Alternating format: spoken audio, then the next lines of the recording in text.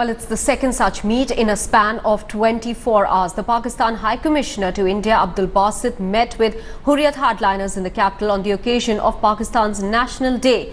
Headlines today has learnt that the recently released hardliner Masrat Alam was also invited for talks, but he has given it a miss. Meanwhile, Jammu and Kashmir Liberation Front Chairman Yasin Malik has arrived in the capital to hold talks with the Pakistani envoy. The Pakistan envoy has hosted a delegation of 7 separatists led by Hurriyat Chairman Mirwais Umar Farooq on Sunday.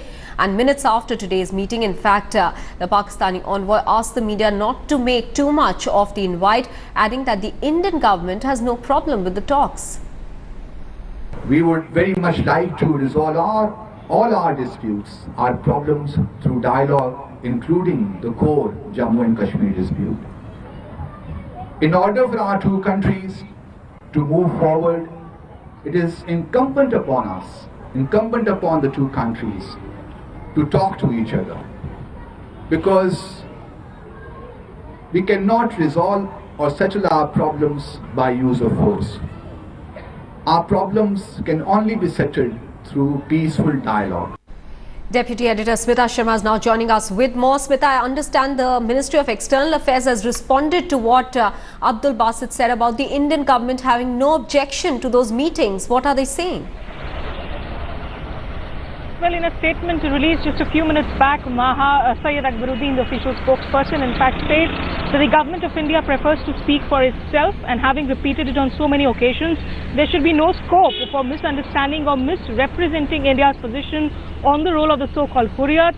And let me reiterate that there are only two parties and there is no place for a third party in resolution of India-Pakistan issues. And it then, of course, goes on to repeat what Mr. Narendra Modi tweeted earlier, of course, this afternoon, saying that only through a bilateral dialogue can you resolve all issues. While, you know, it's very interesting, Maha, while through this statement, while Akbaruddin might be wanting out to send across a message that, look, we haven't said that we don't have an objection, and Abdul Basit is making these statements and thereby misrepresenting the government of India. But then the question does arise that last time around when you did have objections, you called off those foreign secretary level talks. Absolutely. So, you know, either you've mellowed down your position now, or you were wrong in the first place to have created those talks as your red line in August of last year. Certain degree of confusion here definitely does seem to prevail, Maha. All right, Smita, do stay on with us, because even other political parties like the Shiv Sena seem to be now having an opinion on the fact that the Pakistani High Commissioner is meeting Hurriyat hardliners. In fact, they have asked the government to stop these meetings. So Shiv Sena making it clear there that they do not agree that the Pakistani High Commissioner should be meeting with Hurriyat leaders even on the occasion of Pakistan National Day. Remember, it's been a tradition even in the past. The Pakistani High Commissioner has been meeting with separatists on this day, throwing a reception where he meets them. In fact, as we were telling you earlier, and as Smita has just pointed out, the Ministry of External Affairs has responded to that statement by Abdul Basit, saying that the Indian government has no objections to his meeting. The Ministry of External Affairs, and I'm going to read it out again, the statement that has been issued by them says, no place for a third party in the talks.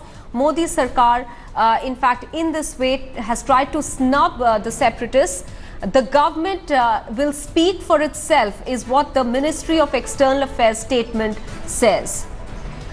Smita, clearly questions are being raised as to what is the difference that has emerged over the past couple of months, past few months, I would say, from last year to this year, where we saw the cancellation of foreign secretary level talks after a similar meeting that Abdul Basit had with separatists, and now today on Pakistan National Day when he's meeting them. And that sort of questions are also being raised by the BJP's own allies like the Shiv Sena. Look, cross-border violence, cross-border terrorism continues, Maha. You know, in August of last year, in fact, when the government called off talks based on these Hurriyat dialogue that the Pakistani envoy was having, the violence was much more, in fact, at the borders. But the government did not make that the point for cancelling of dialogue at that point in time. And interestingly, you know, for Pakistan, it's always been a stated position that the Hurriyat for them remain the representatives of the people of Jammu and Kashmir. And they, in fact, from time to time do not issue visas two PDP leaders. Naeem Akhtar, remember, who's an education minister in the state now, recently was supposed to head out to Islamabad for a Jinnah Institute track to dialogue. He was refused a visa. This is the irony, given the fact that PDP in fact has been encouraging and also calling for dialogue with Islamabad. Of course, Mehbooba Mufti in the past, once she had gone over to Islamabad for a Pagwash dialogue, but the second time around she had been refused a visa.